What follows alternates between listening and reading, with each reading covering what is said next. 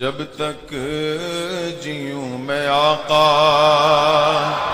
کوئی غم نہ پاس آئے، کوئی غم نہ پاس آئے۔ رسول پاک صلی اللہ تعالیٰ علیہ وسلم کی آمد مدینہ طیبہ والوں کے لیے بلکہ پورے عالم عرب کے لیے یہ اتنا بڑا انقلاب تھا کہ تاریخ میں ایسا انقلاب دیکھنے کو نہیں ملا۔ بہت ساری انقلابی شخصیات آئی ہیں دنیا میں، بہت سارے لوگوں نے ماحول کو بدلا ہے، سیاسی شخصیات بھی ہیں اور مالی نظام کی شخصیات بھی ہیں، جیسے سیکولرزم بھی آیا اور اس کے علاوہ دیگر جو شعبے مشہور ہوئے ہیں، تو کچھ نہ کچھ انقلاب لے کر آنے والی شخصیات تھیں، لیکن ان کا انقلاب ان کے زمانے تک محدود رہا، زیادہ دن تک نہیں چل سکا۔ رشیا میں انقلاب آیا، سوویت یونین ٹوٹ کر کے بکھر گئے، اور اس انقلاب کے بعد وہاں پر جو حکومتیں رہی وہ چند سالوں تک اس نظریے پر قائم رہی۔ چائنا میں ایک انقلاب آیا جن کو کمیونسٹ کہا جاتا ہے، وہاں جمہوریت نہیں، ڈیموکریسی نہیں۔ یہ بھی انقلاب جب آیا تو اس انقلاب لانے والے شخص کی تاریخ زیادہ دن تک نہیں رہی، لیکن محمد عربی صلی اللہ تعالیٰ علیہ وسلم کا لایا ہوا انقلاب ایسا تھا جو صرف تخت کے لیے نہیں تھا، صرف کرسی کے لیے نہیں تھا، بلکہ اوروں کا جو انقلاب ہے وہ نظام اور مادے بدلنے کے لیے، لیکن رسول پاک کا جو انقلاب تھا وہ سیدھے انسان کی روح کو بدلنے کے لیے تھا۔ جب جڑ ہی تبدیل ہو جائے تو پھر اس سے نکلنے والی ہر شاخ ہری بھری ہی ہوگی۔ اللہ کے حبیب صلی اللہ تعالیٰ علیہ وسلم جس وقت مدینہ طیبہ میں تشریف لائے ہیں، روایات یہ بتاتی ہیں کہ صرف 6 لوگوں کو قلم پکڑنا آتا تھا، 6 لوگوں کو لکھنا آتا تھا، باقی عرب لوگ زیادہ لکھنا نہیں جانتے تھے۔ وہاں پر ذہن بہت تیز ہوتا تھا، ہر چیز وہ لوگ محفوظ کرتے تھے، یاد کرتے تھے۔ رسول پاک صلی اللہ تعالیٰ علیہ وسلم نے مدینہ طیبہ میں کتنے دن گزارے؟ 10.5 سال کا عرصہ ہے۔ 10.5 سال کے عرصے میں حضور پاک صلی اللہ تعالیٰ علیہ وسلم نے وہاں پر کون سا ایسا انقلاب پیدا کیا کہ جب آپ کی وفات ہو رہی تھی، جب آپ آئے تھے 6 لوگوں کو لکھنا آتا تھا، آپ کی وفات کے سال 80,000 لوگوں کو قلم پکڑا دیا تھا۔ اللہ کے حبیب صلی اللہ تعالیٰ علیہ وسلم نے علم کو اتنا تیز عام کیا کہ دنیا کی کوئی سوسائٹی اور کوئی سنستھا، کوئی تنظیم اتنی تیز ترقی اور اتنا تیز ریولیشن نہیں لا سکتی۔ وہ رسول پاک صلی اللہ تعالیٰ علیہ وسلم نے ان لوگوں کی روحوں کو بدلا جو 50 سال پرانی شراب پیتے تھے۔ ان کا فخر تھا کہ جو جتنی پرانی شراب کا مالک ہے وہ اتنا ہی مالدار سمجھا جاتا۔ جس کے پاس 50 سالہ شراب ہے، 40 سالہ شراب ہے، وہ فخر کرتا تھا کہ میرے گھر میں اتنی پرانی شراب ہے۔ اور شراب کے بعد شراب، شراب کے بعد شراب، ایک پرانی استعمال ہو جائے تو دوسری کا نمبر آ جائے۔ ان لوگوں کے درمیان ریولیشن لانا معمولی بات نہیں، انقلاب لانا معمولی بات نہیں۔ وہاں ایسے لوگ تھے جو کمانا کم، لوٹنا زیادہ جانتے تھے، اور فری میں کھانے والوں کی عادت تو دیکھیں۔ سود کے کاروبار سے آزادی اور مکتی حاصل کرنا معمولی بات نہیں۔ ہماری ہزاروں تقریریں ہوتی ہوں گی، لوگوں کی نصیحتیں ہوتی ہوں گی، لیکن جسے بدلنا ہے بدلتے ہیں، لیکن جسے اسی پر قائم رہنا ہے قائم رہ جاتے۔ لیکن میرے آقا صلی اللہ تعالیٰ علیہ وسلم کی وہ کیا تاثیر تھی۔ حضرت انس فرماتے ہیں میں چھوٹی عمر کا تھا، قہبہ خانے میں لوگوں کو شراب بھر کر کے دیتا تھا۔ شراب حرام نہیں تھی اس وقت اسلام میں پیالوں میں شراب بھر کر دیتا تھا۔ ایک شام لوگ شراب کے پیالے اپنے ہاتھوں میں لیے بیٹھے تھے، اچانک باہر گلیوں سے آواز آئی، قال رسول اللہ صلی اللہ علیہ وسلم حرم الخمر یا ایھا المسلمون، اے مسلمانوں، اللہ کے رسول صلی اللہ علیہ وسلم نے فرمایا ہے آج کے دن سے شراب حرام ہو گئی ہے۔ حضرت انس فرماتے ہیں جس کا پیالہ منہ کے قریب تھا انہوں نے وہیں سے پیالہ چھوڑ دیا، جو آدھی پی چکا تھا باقی گرا دیا، جس کے پاس بھرے مٹکے تھے انہوں نے مٹکے توڑ دیے، اتنا کہ حضرت انس فرماتے ہیں وہ پہلا دن تھا جو میں نے مدینے میں دیکھا، مدینے کی ہر نالی گٹر شراب سے بہہ رہی تھی۔ ایک اعلان آیا تھا میرے آقا کا، ہر گھر سے شراب کو اس طرح سے نکالا گیا جیسے کہ کوئی خبیث اور ناپاک چیز کو اپنے جسموں سے ہمیشہ کے لیے الگ کر دیا جائے۔ وہ دن تھا حضرت انس نے جو فرمایا اس شام سارے مٹکے ٹوٹ گئے، شراب تو بہی لیکن جس آلے میں شراب رکھی جاتی وہ آلے تک نہیں رکھے گئے، وہ پیالے تک نہیں رکھے گئے، شراب سب بہہ تو گئی۔ وہ تاریخ ہے، اور آج 14 صدیاں ہو گئی، دوبارہ شراب کا قطرہ مدینے کے اندر داخل نہیں ہوا۔ یہ ریولیشن ہے، یہ انقلاب ہے۔ میرے آقا صلی اللہ تعالیٰ علیہ وسلم نے بدلا ہے، کسے بدلا ہے؟ جسم کو نہیں بلکہ روح کو بدل دیا ہے۔ جس کی روح تبدیل ہو جائے تو پھر اسے زیادہ نصیحتوں کی ضرورت نہیں ہوتی، وہ ہر اچھی چیز کو ایکسیپٹ کر لیتا ہے۔ اللہ کے حبیب صلی اللہ تعالیٰ علیہ وسلم کے پاس ایک صحابی ایسے بھی آئے جنہوں نے کہا زمانہ جاہلیت کی 2 چیزیں ایسی ہیں، ان میں سے ایک کو یاد کر کے میں ہنستا ہوں اور ایک کو یاد کر کے روتا ہوں۔ حضور نے پوچھا کہ کون سی ایسی 2 چیزیں ہیں؟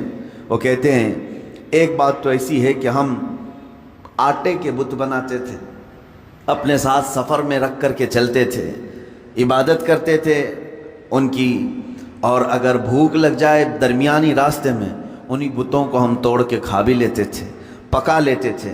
یا رسول اللہ صلی اللہ علیہ وسلم، آج اسلام میں آنے کے بعد مجھے زمانے جاہلیت کی اس بری رسم کو یاد کر کے ہنسی آ جاتی ہے۔ ہم کس قدر کم عقل تھے کہ اپنے ہاتھوں سے بنائے ہوئے آٹوں کے معبود رکھتے تھے اور انہی کو توڑ کے کھا بھی جاتے تھے۔ دوسری بات یہ ہے کہ جس بات کو یاد کر کے مجھے رونا آتا ہے، اے اللہ کے حبیب صلی اللہ علیہ وسلم، ہمارے معاشرے میں لڑکی کا پیدا ہونا عیب سمجھا جاتا تھا۔ جس گھر میں لڑکی پیدا ہو جائے وہ گھر سے باہر نہیں نکلتا تھا، شرم سے منہ چھپاتا تھا، اس لیے کہ کسی کو داماد بنانا وہ اپنے لیے تذلیل سمجھتے تھے، ذلت والا کام سمجھتے۔ وہ صحابی کہتے ہیں اس ذلت کی وجہ سے، اس تذلیل آمیز لہجے کو جو معاشرے میں میں نے دیکھا ہے، اس کی بنیاد پر میں نے خود اپنے ہاتھ سے میری 6 بیٹیوں کو دفن کیا ہے۔ 6 بیٹیوں کو میں نے زندہ قبر کے اندر دفن کیا ہے۔ 5 تو ایسی تھی کہ پیدا ہوتے ہی دفن ہو گئی، 6ٹھی ایسی کہ میری غیر موجودگی میں پیدا ہوئی، کچھ بڑی ہو گئی، اس کی ماں نے دفن نہیں کیا تھا، چھپا رکھ لیا تھا، لیکن بعد میں جب مجھے خبر ہو گئی تو وہ کچھ آواز نکالنے کے قابل ہو گئی تھی، بات کرنے کے قابل ہو گئی تھی۔ اس زمانے کی جہالت کی غیرت نے مجھے گوارا نہیں کیا کہ میں سارے لوگوں کے درمیان لڑکی کو پالوں، اس لیے کہ لڑکی کا ہونا وہاں عیب تھا۔ اے اللہ کے رسول، میں اس ننھی سی بچی کو جو بولتی بھی تھی میں لے کر گیا وہیں پر جہاں بچیوں کو دفن کیا جاتا تھا، اپنے ہاتھ سے میں نے گڑھا کھودا اور اس بچی کو میں نے گڑھے میں ڈال دیا۔ وہ پکارتی رہی، اس کی چیخیں آج بھی سنائی دیتی ہیں، لیکن میں نے اس کے اوپر بہت سارے ڈھیلے ڈال دیے، پتھر ڈال دیے، مٹی سے بند کر دیا۔ اخیر وقت تک اس کی آواز مجھے آتی رہی، لیکن اس کے بعد اللہ نے آپ کے ذریعے سے احسان کیا کہ مجھے دولت اسلام عطا کیا، دولت ایمان عطا کیا۔ اے اللہ کے نبی، میں اپنی جہالت کی اس پرانی رسم کو یاد کر کے کبھی روتا ہوں۔ میں کیسا کٹھور باپ تھا کہ اپنے گود میں پیدا ہونے والی بچی جس کا گلا گھونٹ کر کے ہم نے خود قبر میں دفن کیا ہے۔ اے رسول گرامی وقار صلی اللہ تعالیٰ علیہ وسلم، آپ کی بدولت اللہ نے ہماری روحوں میں تبدیلی عطا کی۔ اب ان صحابہ کا حال کیا تھا، ان کا کیا حال تھا؟ اللہ اکبر۔ ایک صحابی حضور پاک صلی اللہ علیہ وسلم کے زمانے کے بعد ایک خاتون جو مدینے کی یہودی عورت ہے، یمن جانا چاہتی ہے، انہی 2 نوجوان صحابہ کو سیدنا ابو بکر صدیق رضی اللہ تعالیٰ عنہ نے نگراں بنا کر کے بھیج دیا۔ وہ یمن تک چلی گئی خاتون، لیکن ان 2 جوانوں نے سر اٹھا کر اونٹ تک اس عورت کو دیکھا نہیں۔ مدینے سے لے کر یمن تک اس خاتون کو پہنچایا۔ وہاں پہنچنے کے بعد اس خاتون نے کہا میں مدینہ تو اس لیے چھوڑ آئی تھی کہ مجھے ڈر لگ رہا تھا کہ مسلمان کہیں میری عزت پر حملہ نہ کر دیں، میں اکیلی رہ گئی تھی، میرا خاندان نہیں تھا، میں یمن میں اپنے خاندان والوں سے ملنے کے لیے آ گئی تھی، لیکن اے یمن والو تم گواہ رہو، محمد کے جو غلام ہیں وہ عورتوں کی عزت کے محافظ ہوتے ہیں۔ میں نے پورے راستے بھر ان جوانوں کو دیکھا، ایک نظر اٹھا کر کے انہوں نے میری طرف نہیں کیا، اور مجھے جو جو ضرورت ہوتی تھی راستے میں ہر ضرورت کا میرا خیال کیا، لیکن کبھی نظر بھر کر مجھے دیکھا نہیں۔ اور وہیں سے وہ خاتون کہتی ہے تم سب گواہ ہو جاؤ، جہاں میری عزت کی حفاظت ہے اسی دین میں بھی داخل ہوتی ہوں۔ یہ اللہ کے نبی صلی اللہ تعالیٰ علیہ وسلم کا لایا ہوا ریولیشن ہے، انقلاب ہے۔ میں چیلنج کرتا ہوں پوری دنیا میں کوئی ایسی شخصیت نہ آ سکی جو اتنا بڑا انقلاب لائی ہو۔ مدینہ طیبہ میں آئے ہیں حضور اکرم صلی اللہ تعالیٰ علیہ وسلم جب چند سو کی تعداد تھی، 200 کے قریب مسلمان تھے، لیکن 10 سال کے اندر، 10.5 سال کے اندر وہ رسول پاک صلی اللہ تعالیٰ علیہ وسلم نے انسانوں کا ایک ایسا سمندر جمع کیا، ایسا سمندر جمع کیا جن میں سے ہر ایک آسمان کا مہ کامل بن کر نکلا ہے۔ ہر ایک صحابی اپنی جگہ پر عظمت والا ہے۔ خود میرے آقا نے فرمایا اصحابی کالنجوم بأیہم اقتدیتم اہتدیتم، میرے سارے صحابہ ستاروں کی طرح ہیں، تم جس کی پیروی کرو گے ہدایت پا جاؤ گے۔ اس لیے کہ میں اس ریولیشن کی بات کر رہا ہوں، ہم پڑھا رہے ہیں، کوئی ٹیچر ہوگا، کوئی پروفیسر ہوگا، کوئی دوسرا عالم دین ہوگا، اس نے پڑھایا ہوگا، شاگرد بنائے ہوں گے، لیکن سارے شاگردوں میں 4-5 پر وہ فخر کر سکتا ہے، 10-12 پر فخر کر سکتا ہے۔ میرے اتنے سارے شاگردوں میں چند لائق نکلے ہیں، یہ اتنے اچھے ہیں کہ ان کے ذریعے سے کام ہو سکتا ہے۔ دنیا کا کوئی بھی استاد پروفیسر لیں، اس کے شاگردوں میں چند ماہر نکل سکتے ہیں، چند قابل نکل سکتے ہیں، لیکن دنیا کا تنہا وہ استاد محمد الرسول اللہ ہے صلی اللہ تعالیٰ علیہ وسلم، جن کے ہر شاگرد کو آسمان کا ستارہ ہونے کی اللہ کے رسول نے خود بشارت عطا کی ہے۔ ان میں سے ہر ایک مشعل ہدایت ہے، ان میں سے ہر ایک کتنے ہیں وہ 10.5 سال کے اندر جو 200 صحابہ کی موجودگی میں آئے رسول تھے۔ 200 صحابہ کی موجودگی میں آنے والے وہ رسول جب وفات ہو رہی ہے میرے آقا کی، اس وقت 1,20,000 صحابہ موجود ہیں۔ 1,20,000 کے دلوں کے اندر موجیں مارتا ہوا عشق رسول کا سمندر ہے۔ رسول پاک پر جان فدا کرنے والے جذبے 1-2 کے اندر نہیں، 1,20,000 کے اندر ہے۔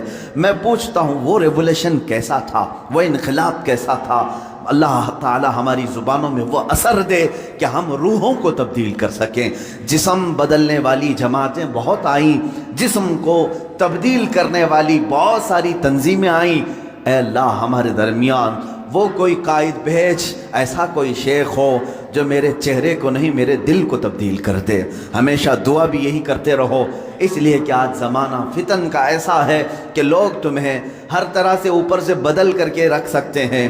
ظاہر سی بات ہے ڈسپلن کے اعتبار سے ہمارے سب کے کپڑے ایک ہو سکتے ہیں، ٹوپیاں ایک ہو سکتی ہیں، جوتے ایک ہو سکتے ہیں، ہم ظاہری زیب و زینت کو سنوار تو سکتے ہیں۔ دنیا میں ہر سوسائٹی، تنظیم، کمیٹیاں، تحریکیں، تنظیمیں یہ سب کر سکتی ہیں، لیکن شاید و باید کوئی ایسا ہوگا جو رسول پاک کی درسگاہ کا پروردہ ہوگا، وہاں کا پلا ہوا ہوگا۔ وہ جسم ہو سکتا ہے نہ بدلے، لیکن روح کو دل سے بدل دیتا ہے۔ اس لیے کہ میرے آقا کے پاس پڑھنے والے، بیٹھنے والے صحابہ میں کچھ ایسے تھے جن کے پاس صرف ایک کپڑا ہے، تہبند ہے، صرف ایک تہبند ہے، اوپر اوڑھنے کے لیے چادر تک نہیں۔ کچھ صحابہ وہ ہیں جن کے پاس 2 لباس ہیں، سلے ہوئے نہیں، بغیر سلے ہوئے، جس طرح احرام ہوتا ہے۔ لیکن کیا ہماری یہ قیمتی جبے اور ہماری شیروانیاں ان کی ایک تہبند کے برابر ہو سکتی ہیں؟ ان کے چادر تک ہم پہنچ سکتے ہیں؟ وہ سادے لباس میں ہی رہے، اس لیے کہ میرے آقا صلی اللہ تعالیٰ علیہ وسلم نے جو ریولیشن، جو انقلاب لایا، وہ کپڑوں کا انقلاب نہیں تھا، وہ روح کا انقلاب تھا، روح کا انقلاب تھا۔ آپ دیکھیں 3 دن میں 1 مرتبہ 1 کھجور کی گھٹلی چوس کر رہنے والے ابو ہریرہ جب رسول پاک کی بارگاہ سے نکلتے ہیں، علم کا اتنا ذخیرہ کہ آج شریعت اسلامیہ کے 80 لاکھ کے قریب مسائل حضرت ابو ہریرہ سے روایت کیے ہوئے ہیں، حدیثیں ان سے روایت کی ہوئی ہیں۔ وہ اپنا گھر بار چھوڑ کر کے آنے والے ایک صحابی رسول، حضور کے ایک شاگرد کا یہ حال ہے۔ عبداللہ ابن عباس رضی اللہ تعالیٰ چھوٹی عمر کے ہیں، ابھی حضور کو زیادہ زمانہ انہوں نے نہیں پایا، بچپن میں حضور پاک صلی اللہ تعالیٰ علیہ وسلم کے پاس رہے. آپ کی عمر غالباً 12-13 سال تھی جب حضور وفات پا چکے تھے. 13 سال کا یہ شاگرد, لیکن جب قرآن اٹھاتے ہیں تو کہتے ہیں اے لوگوں, قرآن کا اللہ نے مجھے اتنا علم دیا ہے کہ اگر میرے اونٹ کے گلے کی رسی بھی گم ہو جائے میں قرآن سے تلاش کر سکتا ہوں, میں قرآن سے ڈھونڈ سکتا ہوں. اللہ رب العزت نے علم کا سمندر عطا کیا. 13 سال کی شاگرد کے اندر علم کا وہ سمندر. اور حیدر کرار کی بات نہ پوچھو, مولا علی کرم اللہ وجہہ الکریم حضور پاک کے وہ پروردہ ہیں. قرآن پاک تو دور کی بات, حضرت علی کرم اللہ وجہہ الکریم فرماتے صرف اگر میں سورہ فاتحہ کی تفسیر لکھوں تو تفسیر اتنی زیادہ ہو جائے گی کہ 70 اونٹوں کو بوجھل کرنا پڑ جائے. 70 اونٹوں پر یہ تفسیر رکھنی پڑے. ایک سورہ فاتحہ کی تفسیر. وہ رسول پاک صلی اللہ تعالیٰ علیہ وسلم نے علم کے کون سے ذخیرے ان کے سامنے کھولے تھے, کون سے خزانے کھولے تھے. آج افسوس اسی بات کا, آج کی میلاد میں یہ کہنا چاہوں گا, بڑے افسوس کے ساتھ میں کہتا ہوں, اس رسول پاک کا سب سے بڑا انقلاب علم کا انقلاب تھا, لیکن 14 صدیوں کے بعد سب سے زیادہ جاہل اسی رسول کی امت نظر آ رہی ہے. سب سے زیادہ بے پڑھی لکھی یہی قوم نظر آتی ہے. ان پڑھوں میں ہمارا شمار, نہ لکھنے والوں میں ہمارا شمار, اکثر تھمب امپریشن والے بہت ہمارے درمیان. یہ تو امت مسلمہ حضور پاک صلی اللہ تعالیٰ علیہ وسلم کے لائے ہوئے نقش پر نہیں ہے, بلکہ وہاں تو یہ حال تھا کہ باہر یورپ کے لوگ رسول پاک کے شاگردوں کو دیکھ کر فخر کرتے تھے. وہاں کا ہر بچہ لکھنا پڑھنا جانتا ہے. یورپ میں تو صرف بادشاہوں کے بچے لکھنا پڑھنا جانتے تھے, عام لوگوں کا تو تعلیم کا حق بھی نہیں تھا. جو رائٹس آف ایجوکیشن ہوتا ہے یورپ میں یہ تھا ہی نہیں, وہاں صرف اور صرف مالداروں کے پاس تھا. رسول پاک صلی اللہ علیہ وسلم نے ہر گھر کو تعلیم حاصل کرنے کا حق دیا, بلکہ یوں فرمایا طلب العلم فریضۃ علی کل مسلم و مسلمہ, ہر مسلمان مرد اور عورت پر علم کا حاصل کرنا فرض ہے, فرض قرار دیا. تم اپنی زندگی کیسے گزارو گے, اللہ رب العزت کی رضا کیسے حاصل کرو گے, کتنی چیزیں تمہارے لیے حلال ہیں, کتنی چیزیں تمہارے لیے حرام ہیں, یہ سیکھنا تمہارے اوپر فرض ہے. آج حیرت کی بات ہے, ہم میں سے اگر 1000 ہوں تو شاید ایک ان کے بیچ میں عالم ہوگا, یا اس سے بھی کم نسبت ہوگی, جو مسائل جانتا ہو, لوگوں کو مسائل بتا سکے. ورنہ عوام الناس کا حال تو یہ ہے, انہیں حرام کی طرف بھی بلائیں تب بھی عمل کر لے, حلال کی طرف بلائیں تب بھی عمل کر لے. حاطب اللیل اس کو کہا گیا ہے, رات میں لکڑیاں جمع کرنے والے کی مثال جاہل کی ہے. جاہل آدمی رات کو لکڑیاں جمع کرنے والے کی طرح ہے. حدیث پاک میں ملتا ہے. کیوں؟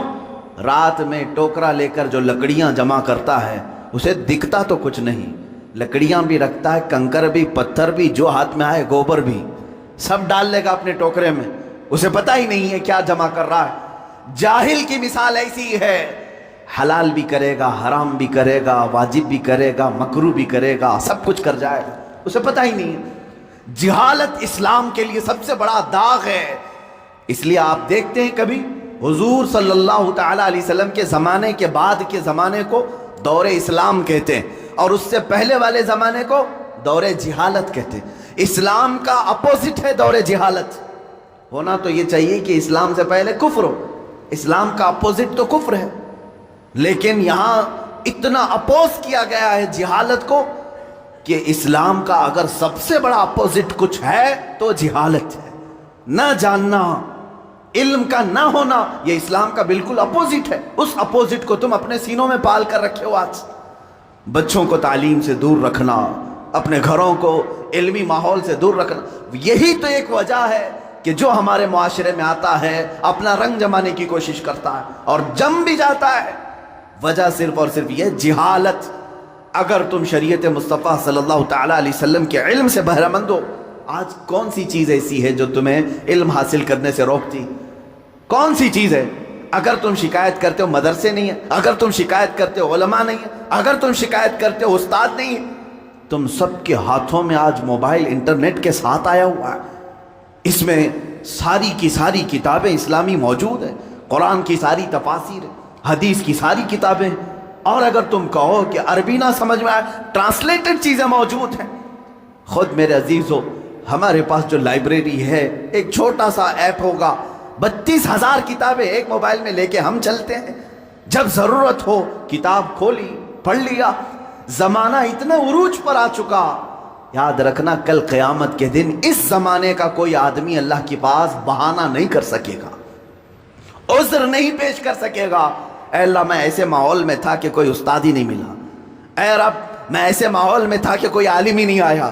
تم تو عذر نہیں کر سکو گے، کم سے کم یہ بات یاد رکھو، پکڑ ہوگی، کیونکہ رب تبارک و تعالیٰ یہ فرمائے گا میں نے تو اپنا رسول بھیجا تھا اس لیے کہ علم عام ہو، تم نے تو علم کے سارے دروازے بند کر لیے، سارے دروازے بند کر لیے۔ عزیزان گرامی وقار، اس ریولوشن کی میں بات کر رہا ہوں جو علمی انقلاب تھا، روحانی انقلاب تھا۔ اب ایک بات اور، جب لائٹ آ جاتی ہے تو بہت ساری چیزیں دکھنے لگتی ہیں۔ لائٹ بند ہو تو پتہ نہیں چلتا کہ دیوار پہ کیا ہے، زمین پہ کیا ہے، چھت پہ کیا ہے۔ لائٹ روشن کرو ہر جگہ نظر آنے لگی۔ اسی طرح کہا گیا العلم نور، علم روشنی ہے، جس انسان کے اندر آ جائے تو پھر اسے سب خرابیاں سامنے نظر آتی ہیں۔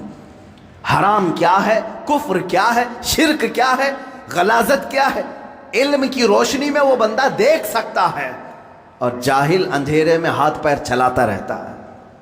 کتنی خرافات ہمارے معاشرے میں آئی ہے صرف جہالت کی وجہ سے۔ دیکھا دیکھی ہم نے بہت ساری چیزوں کو ایکسپٹ کر لیا ہے، اس کے پیچھے چل رہے ہیں، تقلید جس کو اندھی تقلید کہتے ہیں۔ ہم کسی کے بھی پیچھے چل پڑتے ہیں، اس کی وجہ کیا ہے؟ جہالت۔ اللہ کے نبی صلی اللہ تعالیٰ علیہ وسلم اسی چیز کو ختم کرنے کے لیے تشریف لائے تھے۔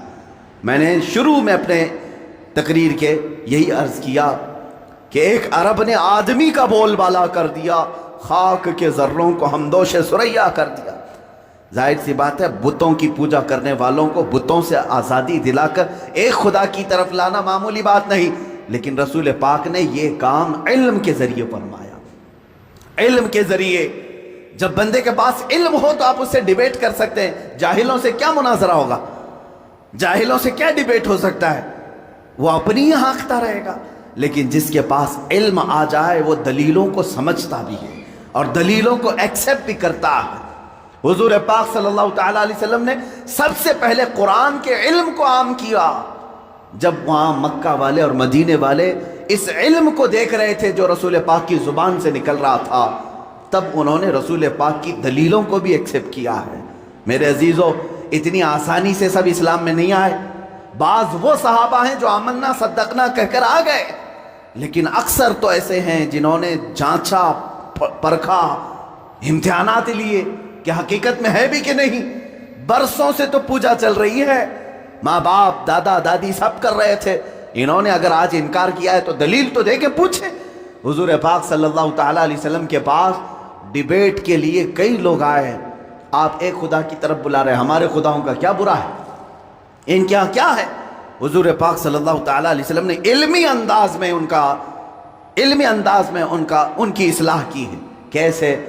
بعض مقامات پر اپنے معجزوں کے ذریعے، بعض مقامات پر اپنے عقلی دلائل کے ذریعے حضور پاک صلی اللہ تعالیٰ علیہ وسلم نے انہیں سمجھایا اور انہوں نے ایکسپٹ کیا۔ آج اسی بات کی ضرورت ہے، جب تم علم سے کورے ہو تو دوسرے کو کیا اسلام دے سکو گے، دوسرے کو اسلام کی طرف کیسے بلا سکو گے؟ ہمارے ہاں اکثر لوگوں کے ہاں مٹکے خالی ہیں، گھڑے خالی ہیں، اور جو دشمن اسلام ہے وہ سمجھتا ہے ان کی زبانوں سے صرف جہالت نکلے گی اور کچھ نہیں۔ علمی طریقے سے رد ہو تو آج بھی دلائل کے سامنے دنیا مجبور نظر آئے گی، مجبور ہوگی۔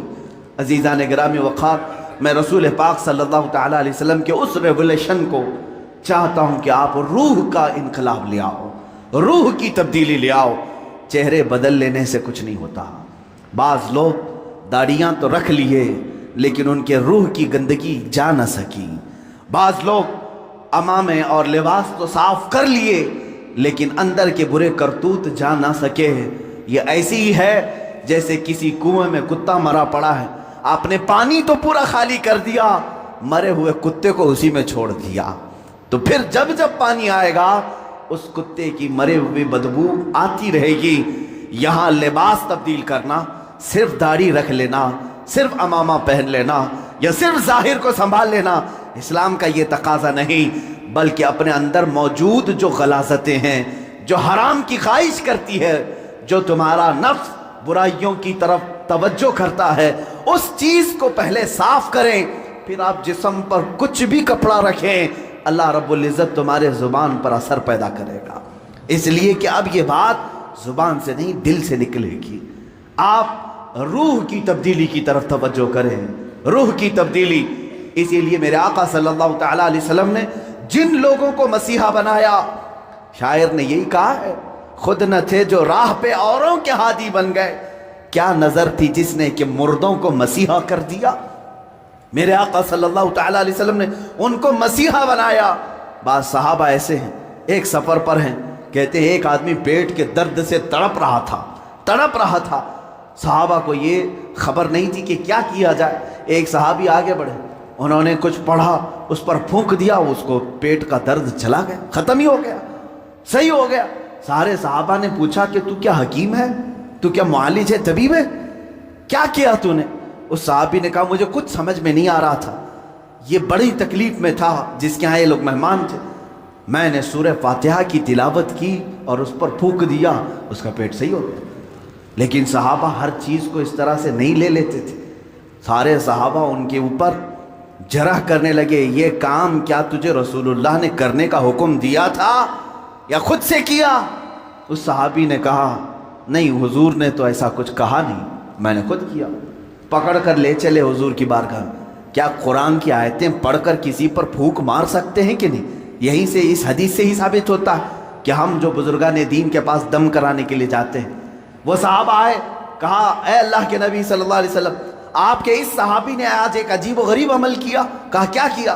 ایک شخص کا پیٹ شدت سے درد کر رہا تھا، انہوں نے سورہ فاتحہ پڑھ کر کے اس پر دم کر دیا۔ حضور مسکرائے اور فرمایا کیا تمہیں معلوم نہیں سورہ فاتحہ کا ایک نام سورہ شفا بھی ہے؟ سورہ فاتحہ کا ایک نام سورہ شفا بھی ہے۔ میرے صحابی نے جو کیا بالکل صحیح کیا۔ عزیزان گرامی وقار، سورہ فاتحہ آپ بھی پڑھے ہیں، بہت سارے لوگ پڑھیں، پھونک ماریں، کتنوں کا درد جائے گا۔ یہاں کیا ہے؟ زبان کی تاثیر ہے۔ جب دل اندر سے پاک ہو، زبان سے جو نکلے وہ اثر رکھتا ہے۔ محبوب الہی کے پاس ایک شخص آیا، اس نے اپنی بچیوں کی شادیوں کی شکایت کی کہ گھر میں کچھ بھی نہیں ہے، مال کچھ نہیں ہے، آپ کچھ رحم فرمائیں۔ انہوں نے 2-3 ڈھیلے اٹھائے اور 3 بار قل ہو اللہ احد پڑھ کر کے دیا، اس کے ہاتھ میں دیا۔ تو بندہ کہتا ہے میں گھر لے کر گیا، وہ ڈھیلے تو دیکھا وہ سونے کے تھے، گولڈ تھے، میں نے بیچا، شادی کی، لیکن فارمولہ تو مل گیا تھا۔ اس نے بھی اپنے گھر میں ڈھیلے اٹھائے اور قل ہو اللہ پڑھنے لگا، 1000 بار پڑھ لیا، ڈھیلا تو ڈھیلا ہی تھا، کچھ نہیں ہوا۔ دوسرے دن وہ آیا محبوب الہی کے پاس، کہا آپ نے اس دن مجھے جو دیا تھا کیا پڑھ کے دیا تھا؟ کہا قل ہو اللہ پڑھ کے دیا تھا۔ کہا میں کتنی مرتبہ آپ نے پڑھا تھا شیخ محترم؟ محبوب الہی نے کہا 3 بار پڑھا تھا۔ کہا میں 1000 بار پڑھا، ڈھیلا بدلا ہی نہیں، ویسے ہی ہے۔ محبوب الہی نے فرمایا جا پہلے اپنی روح بدل لے، ہر چیز بدل جائے، اپنا دل بدل لے، اللہ تیری زبان سے ہر چیز کو بدل دے گا۔ آپ کی تاثیر جو ختم ہوگی تو روح کے بدلنے سے، آپ نے اپنی روح کو اور اپنے قلب کو غلاظتوں میں اگر رکھا ہے تو زبان کی تاثیر ختم ہو جاتی۔ حضرت سیدنا سلیمان جزولی رحمۃ اللہ تعالی، جو دلائل الخیرات شریف کے مصنف، وہ کہتے ہیں درودوں کا مجموعہ انہوں نے لکھا ہے، کتاب لکھی۔ ہم سفر پر تھے، عصر کی نماز کا وقت تھا، ٹائم ختم ہو رہا تھا، کنواں قریب میں تھا، وضو کرنے کے لیے، پانی نکالنے کے لیے کوئی چیز نہیں تھی، ہم پریشان تھے ساتھی لوگ۔ ایک چھوٹی سی 10 سال کی بچی آئی، اس سے کہا بیٹا تمہارا گھر قریب ہے تو بکیٹ کچھ لے آؤ، ڈول لے آؤ، پانی نکال کر ہم وضو کرنا چاہتے ہیں۔ اس لڑکی نے کہا پانی چاہیے آپ کو۔ وہ گئی اس کنویں کے پاس کھڑی ہو کر اپنا تھوک ڈال دی، تھوک دیا اس نے، اور پانی جوش مار کر اوپر آیا۔ ان لوگوں نے وضو کیا۔ سلیمان جزولی فرماتے ہیں میں نے بچی کو روک لیا، بیٹا رک جا، ہم نماز پڑھیں گے، بعد میں تجھ سے بات کریں۔ نماز کے بعد انہوں نے کہا اللہ کا واسطہ دیتا ہوں، کون سا وظیفہ کرتی ہو، کون سا عمل کرتی ہو، تمہارے تھوک سے کنویں کا پانی اوپر تک کیسے آیا؟ وہ بچی کیا کہتی ہے، کوئی وظیفہ نہیں، میرے باپ نیک ہیں، انہوں نے صرف اتنی تربیت کی ہے کہ بیٹا جھوٹ کبھی نہیں بولنا، حرام کبھی نہیں کھانا، جھوٹ کبھی نہ بولنا، حرام کبھی نہ کھانا، ان دو چیزوں پر ہمارا عمل ہے، اللہ رب العزت نے زبان میں اثر رکھا ہے۔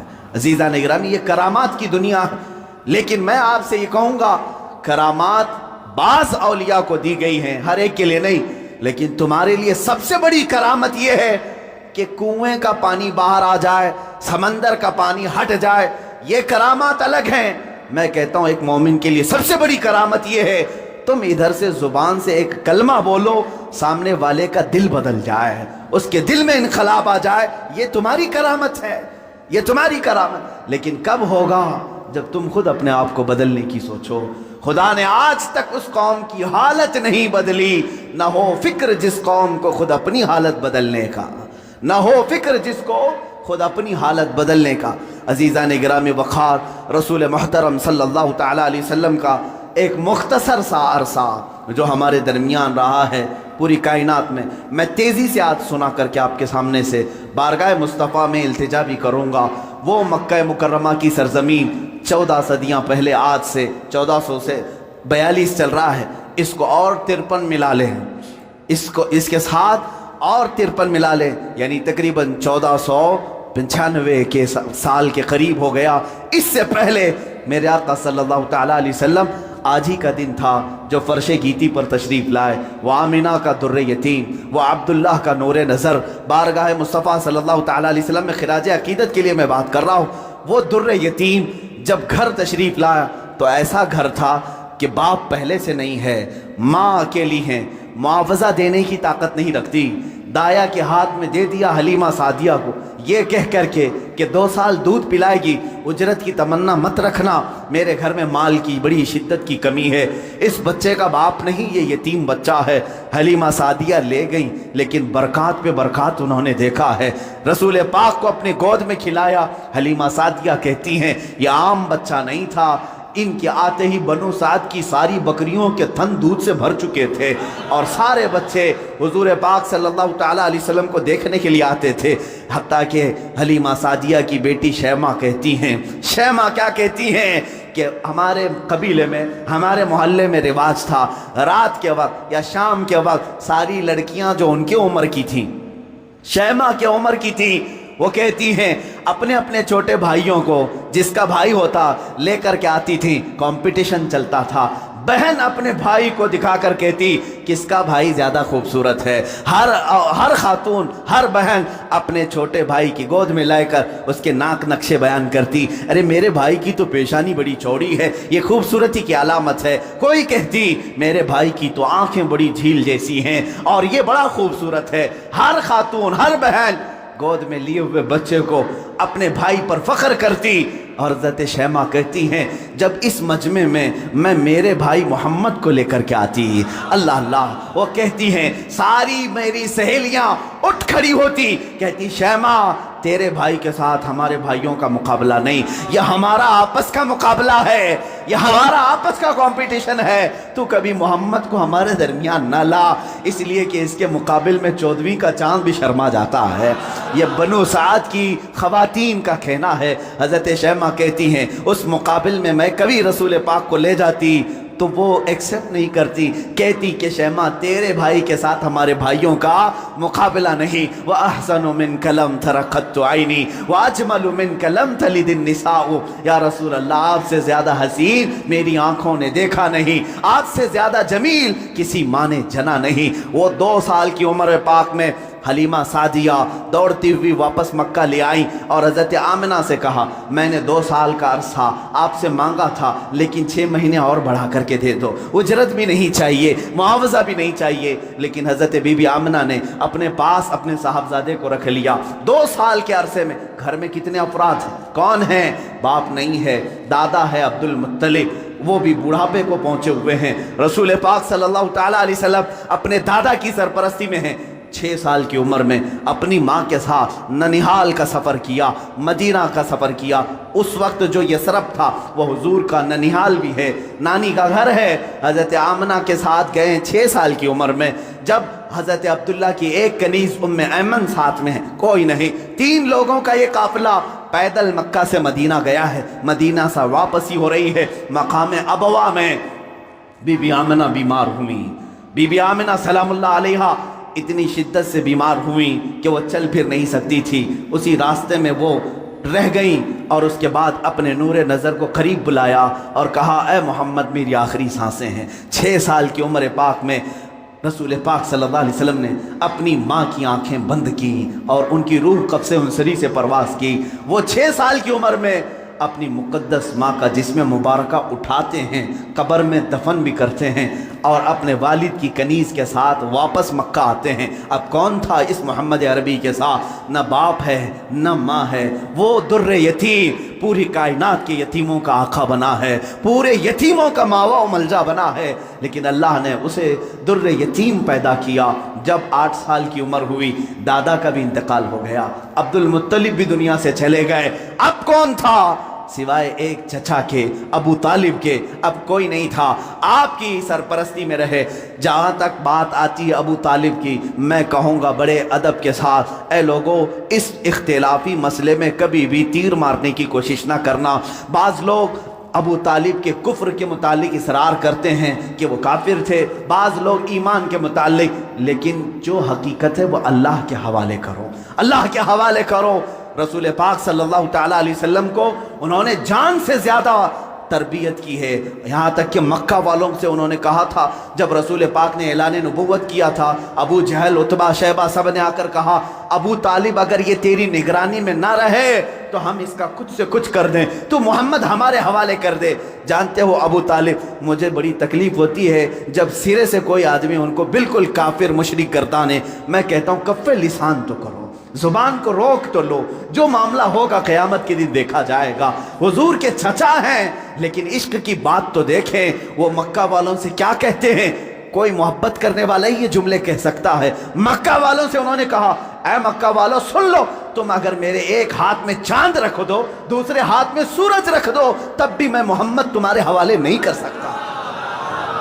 ये अबू तालिब के अल्फाज थे जो रसूल पाक के लिए उन्होंने फरमाए थे। मैं अदब से कहता हूँ, लेकिन फिर साथ में ईमान और कुफ्र का मामला अल्लाह के हवाले करता हूँ, इसलिए कि इस पूरी कौम को न जन्नत देना है न दोज़ख देना है, न क़यामत के दिन तुम्हारे हाथ में फ़ैसला है न मेरे हाथ में फ़ैसला है। अबू तालिब जन्नत में जाएंगे कि जहन्नम में जाएंगे, मैं कौन होता हूँ फ़ैसला करने वाला? ना आला मलाइका में से हैं हम, ना फरिश्तों में से हैं, बल्कि अल्लाह रब्बुल इज़्ज़त के हवाले है ये फ़ैसला, हर एक के जन्नत और दोज़ख का फ़ैसला। बहरहाल 12 साल की उम्र में अबू तालिब ने रसूल पाक को अपना साथी बना लिया। ऐसा मुझे बताओ, अबू तालिब पर जब भी बातें आएँ अदब के साथ कहो, अदब के साथ कहो। मैंने अबू तालिब को बहुत पढ़ा है, वो रसूल पाक को छोड़कर एक लम्हा भी नहीं रहते थे, एक लम्हा नहीं रहते। 12 साल की उम्र में जब उन्हें यमन की तिजारत पे जाना था, अबू तालिब ने इन्हें छोड़ा नहीं, रसूल पाक को तिजारत के सफ़र में साथ ले लिया। बीच रास्ते में एक जगह पड़ा हुआ, वहाँ एक राहिब था, ईसाई राहिब, और उसने देखा, चेहरे पाक को देखकर अपनी किताबों में पड़ी हुई सारी अलामतें देख लिया, उसने मेहमान बना लिया। अबू तालिब से पूछा, तुम कहाँ से आ रहे हो, कौन सा ख़ानदान है? जब उन्होंने बताया तो वो राहिब कहता है, बुहैरा राहिब, ऐ अबू तालिब, मेरी बात सुनते हो तो सुन लो, जो तुम्हारे साथ बच्चा तुम्हारा भतीजा है, ये अल्लाह का सबसे आखिरी रसूल होगा, ये सबसे आखिरी रसूल होगा। तुम जा रहे हो शाम या यमन, वहाँ यहूदी इसके जानी दुश्मन होंगे, वो बच्चे को मार डालेंगे, कत्ल करेंगे, लिहाजा तुम अपनी तिजारत का सामान यहीं बेच दो और वापस मक्का ले जाओ। अबू तालिब ने सिर्फ रसूल पाक की जान की हिफाजत के लिए पूरा तिजारत का काफिला वहाँ बेच दिया, वापस मक्का तशरीफ लाए। अबू तालिब ने 25 साल की उम्र तक रसूल पाक की ऐसी तरबियत करते रहे। मेरे आका सल्लल्लाहु तआला अलैहि वसल्लम की परवरिश में उन्होंने कोई फिरोगुज़ाश नहीं किया, कुछ नहीं छोड़ा। जब आपकी उम्र 25 साल की हुई, मेरे आका की शादी की उम्र है, ये शादी की उम्र है, रसूल पाक को सामने से पैगाम आया बीबी खदीजतुल कुबरा का, जो मक्का की ताहिरा थी। लोग कहते होंगे मालदार से शादी किया, बल्कि आपको ये मालूम नहीं, पूरे मक्का में हज़रत खदीजा का एक लक़ब मशहूर था, ताहिरा उनको कहा जाता था। हुजूर के पास जब उनका पैगाम निकाह आया, आपने एक्सेप्ट किया। आप सोचें, 25 साल की उम्र में 40 साल की खातून से निकाह करने वाला सिर्फ औरतों का दिलदादा नहीं हो सकता, वो भी बेवा औरत, 2 शोहर उन्हें उनके हो चुके थे, इससे पहले इंतकाल कर चुके थे। तीसरे शोहर मेरे आका हैं, रसूल पाक सल्लल्लाहु तआला अलैहि वसल्लम की शादी हो रही है। शादी का जो खुतबा निकाह है कोई और नहीं, अबू तालिब ही पढ़ रहे हैं। अबू तालिब ने खुतबा पढ़ा। खुतबे के अल्फाज भी देखें, कहीं एक शिरक नहीं, कहीं एक कुफ्र नहीं, बल्कि अल्लाह की हम्द व सना है, रब्बे जुल जलाल की तारीफ व तौसीफ है। उसके बाद रसूल पाक की तारीफ भी उस खुतबे में मौजूद है। वो खुतबा आज भी मौजूद है, किताबों में लिखा हुआ है। अबू तालिब ने जो रसूल पाक के निकाह में खुतबा पढ़ा था, कोई और नहीं पढ़ा, चचा ने खुतबा पढ़ा। और उसके बाद मोहम्मद सल्लल्लाहु तआला अलैहि वसल्लम का नाम लेते हुए फिर सारे मजमे में कहा, ये मेरा अजीज जान भतीजा मोहम्मद है, इससे ज़्यादा शरीफ पूरे मक्का में तुम ला नहीं सकोगे, इससे ज़्यादा हसीन तुम पूरे अरब में ला नहीं सकोगे। उसके बाद कहा, मोहम्मद का जो महर तय पाता है वो अबू तालिब के माल से जाएगा। खदीजतुल कुबरा को जो महर दिया गया रसूल पाक का, वो भी अबू तालिब के माल से दिया गया है, रसूल पाक के उस चचा के माल से। अब ये ज़िंदगी है बाप, अज़दवाजी ज़िंदगी है। मेरे आका सैयदा खदीजा के साथ 25 साल गुजारते हैं। 50 साल की उम्र मुबारका जब मेरे आका की हुई, यानी 40 साल की उम्र पाक जब थी, तब अल्लाह ताला ने आपको हुक्म दिया, ए रसूल आप ऐलान कर दें, मैं अल्लाह का आखिरी रसूल हूँ, बुतों की इबादत छोड़ दो, एक खुदा की इबादत की तरफ आओ। ये हुजूर की 40 साल ज़िंदगी में जो इनकलाब आया, अब मक्का वालों की यहाँ से सितम ज़रीफ़ियाँ शुरू हुई। मेरे आका ने सबको जमा किया मक्का के एक सरजमीन पर, मैदान में पूछा, मेरे बारे में तुम्हारा क्या ख्याल? सबों ने कहा, तुम आज तक कभी झूठ नहीं बोले और कभी किसी की अमानत में खयानत नहीं की। हुजूर ने फरमाया, ऐ मक्का वालों, अगर मैं ये कह दूं इन पहाड़ों के पीछे एक फौज छुपी है जो तुम पर हमला करना चाहती है, क्या मेरी इस बात पर यकीन करोगे? सारे मक्का वालों ने एक जुबान होकर कहा, आज तक कभी आपने झूठ कहा नहीं, अगर आप कहते हैं कि फौज है, हम उसको भी मानेंगे, हम उसको भी यकीन के साथ तस्लीम करेंगे। हुजूर ने फरमाया, जब मेरी बातों पर इतना तुम्हें यकीन है तो सुनो, मैं तुम्हें कहता हूं, अल्लाह एक है, खुदा एक है, माबूद एक है, मसजूद एक है, हर एक के सामने सर झुकाना ये तुम्हें ज़ेब नहीं देता, और मैं मोहम्मद अल्लाह का आखिरी रसूल हूँ, उसकी तरफ से अखलाकी तालीमात ले आया हूँ, तुम्हारी रूहों का बदलने आया हूँ। जब मेरे आका ने फरमाया, सारे मक्का वाले नाराज़ हुए, सिवाय हज़रत अली करमल्लाहु वजहुल करीम के। कोई उस मैदान में ईमान लाने वाला नहीं था। हुजूर पाक सल्लल्लाहु अलैहि वसल्लम की दावत की इब्तिदा सिर्फ 2 लोगों से शुरू हुई, एक हज़रत अली से, दूसरे हज़रत खदीजा से।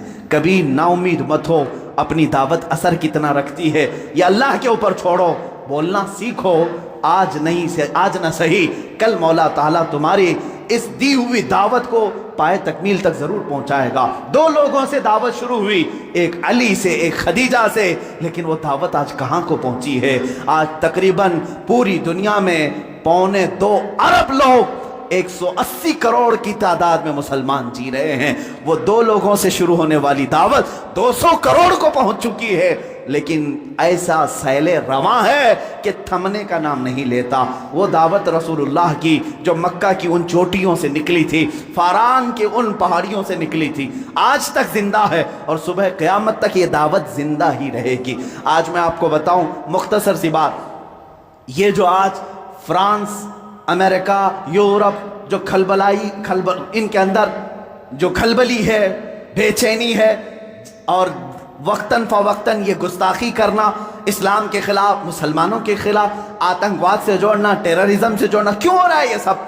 जानते हैं आप, एक पेट का दर्द है। किस बात का? किस बात का? ये मैं नहीं कहता, अमेरिका का प्रेसिडेंट जो एक्स प्रेसिडेंट है इससे कबल का, उसने खुद ये स्टेटमेंट दिया है कि आज पूरे वर्ल्ड में सबसे ज्यादा फास्ट ग्रोविंग वाला कोई रिलीजन है तो वो इस्लाम है।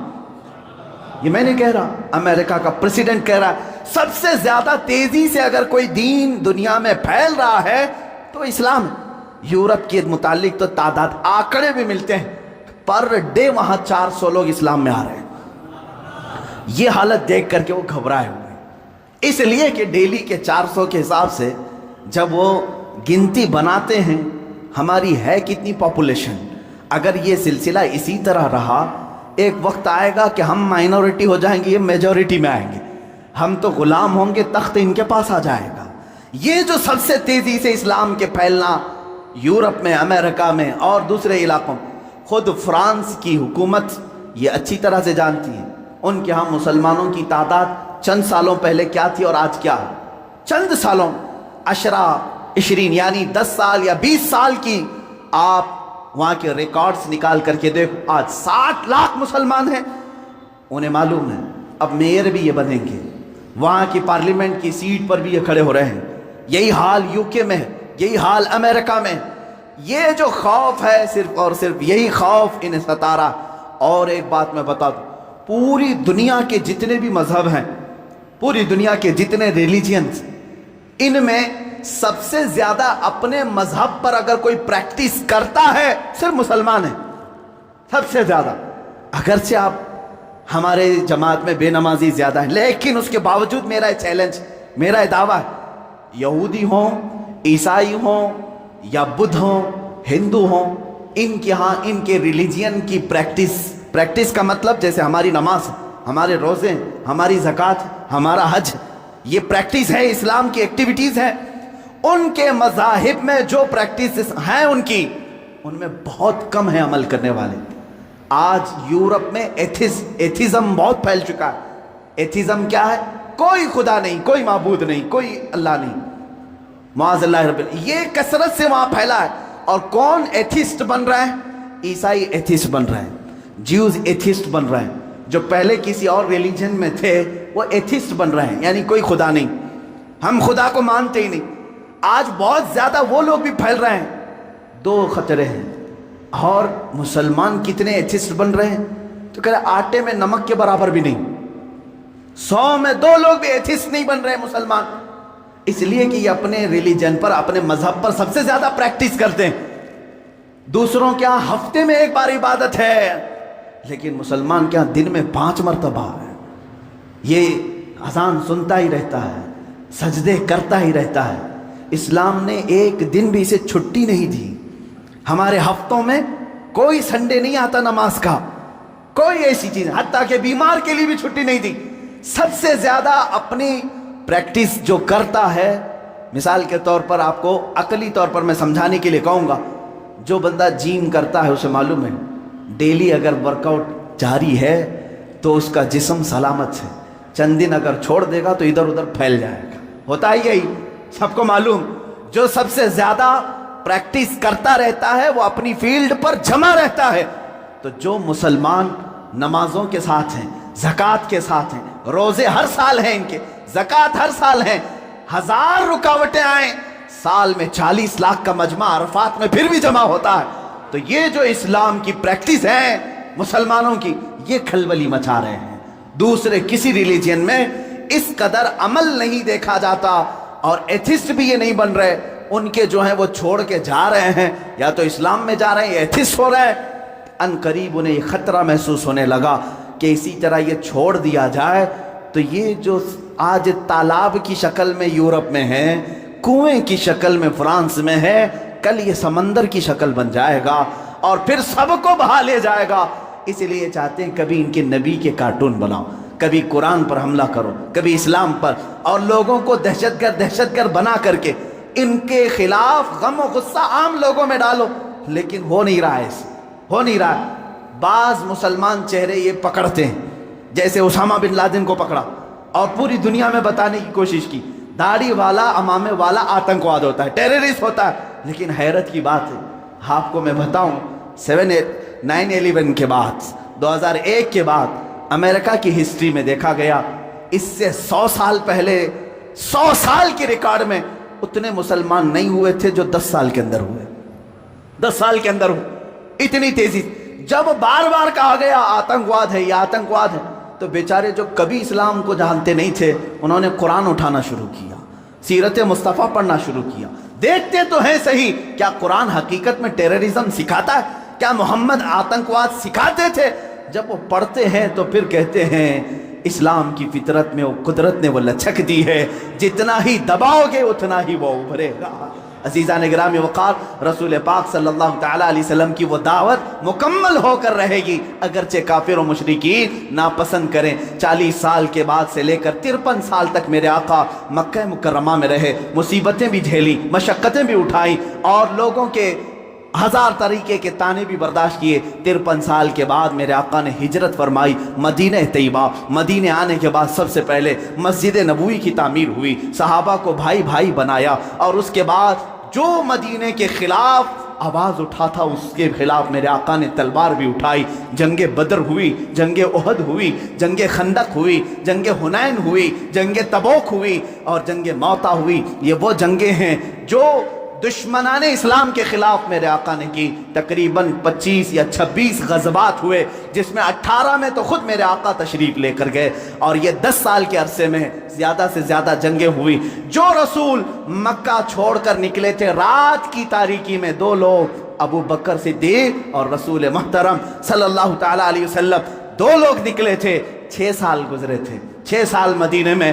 7ویں سال وہی رسول، وہی صدیق اکبر مکہ کی طرف واپس آ رہے ہیں حج کرنے، عمرہ کرنے کی نیت سے.